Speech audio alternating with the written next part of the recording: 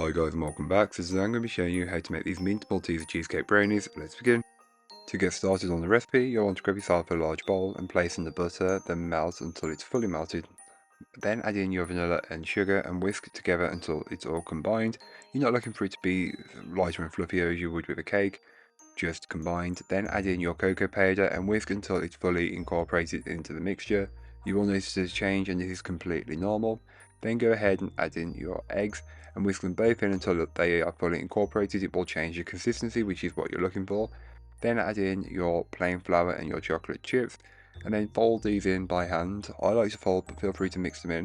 It just gives you that bit more control so you don't over mix. Then you can go ahead and grab yourself a cake tin or a brownie pan which has been lined with some parchment paper and put all of that batter into there and level it out as best as you possibly can. You're just looking for it to be consistent while baking. So to make the cheesecake part, you'll want to grab yourself a mixing bowl and place in all of the cheesecake ingredients into a bowl, then mix together until they are fully incorporated. Feel free to add more colouring if you want a brighter cheesecake, but I found that the amount I added, which was only a small amount, was a perfect amount. But I also used some mint extract, which I got from the morning syrup, which is used in chocolate, hot chocolate and coffee. Then once you're done, you can go ahead and place dollops of the Malteser chocolate spread on top of the brownies, followed by dots and dabs of the cheesecake filling, and just then take a butter knife and swirl it all around until you have a pretty pattern and you find that you've got bits of the Malteser chocolate spread and the cheesecake in one bite. You can then go ahead and place this into your oven and bake it off. I will leave all that information in the blog post, which will be linked down below, so don't forget to check it out if you're interested.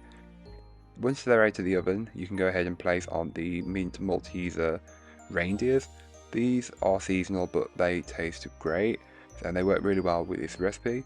I then like to leave this for a minimum of 4 to 6 hours in the fridge to firm up fully. Once you've done that, or you've left it as long as you can, cut it up into as many or as few pieces as you like. I cut this into 16 as I wanted more bite-sized pieces, but feel free to cut it into as many or as few as you'd like.